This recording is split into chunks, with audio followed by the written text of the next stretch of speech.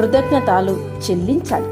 అప్పుడే మనం సంపూర్ణంగా దేవుని సేవించగలుగుతాం.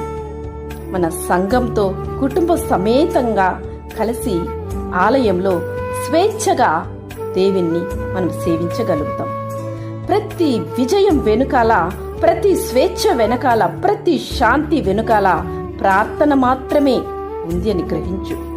అలనాడు ఐగుప్తులో ఇశ్రాయేలు విడుదల వెనుకాల మోషే చేసిన ప్రార్థన, అమాలేకులపై విజయం వెనుకాల మోషే చేసిన ప్రార్థన రాజులను మార్చివేస్తుంది, అధికారులను దర్శిస్తుంది.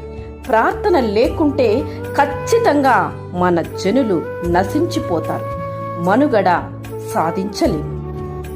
ఆ దేశంలో నేను మీకు క్షేమము కలుగు చేసేదను, మీరు పండుకున్నప్పుడు ఎవడునూ మిమ్మను భయపెట్టడు